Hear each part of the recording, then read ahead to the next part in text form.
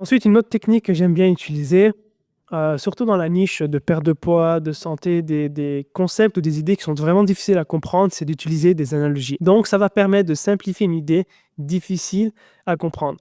Donc, je vais te montrer un exemple que j'ai rédigé pour un de nos clients dans la perte de poids. Donc, en gros, lui, il aide les femmes à surmonter les compulsions alimentaires.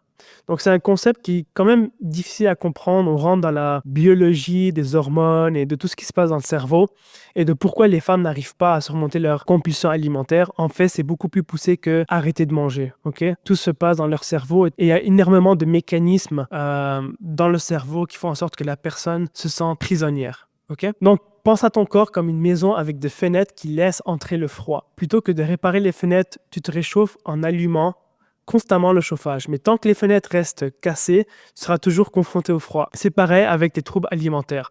Si tu ne coupes pas ce lien émotionnel toxique, tu auras beau contrôler, te priver, faire du sport comme une forcenée, au moindre stress, tu craqueras encore et encore. Donc tout ce qu'on vient de faire, c'est créer une analogie pour expliquer un concept qui est difficile à comprendre. Le prospect est capable de visualiser, de comprendre pourquoi justement il n'arrive pas à surmonter ses compulsions alimentaires. Donc lorsqu'il y a une idée qui est difficile à comprendre, une idée qui est complexe, utiliser des analogies. Donc tout ce qu'on vient de faire, ça va positionner ta méthode étant la solution évidente, la meilleure solution.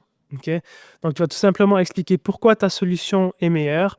Tu vas supporter le tout par des preuves, des études scientifiques et de la social proof.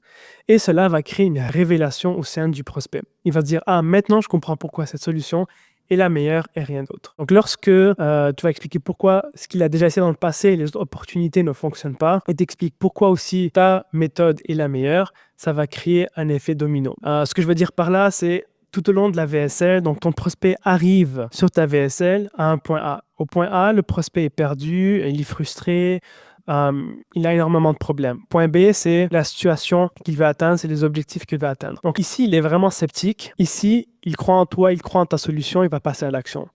Donc tout au long de la VSL, tu vas détruire toutes les objections. Et ça crée un effet domino.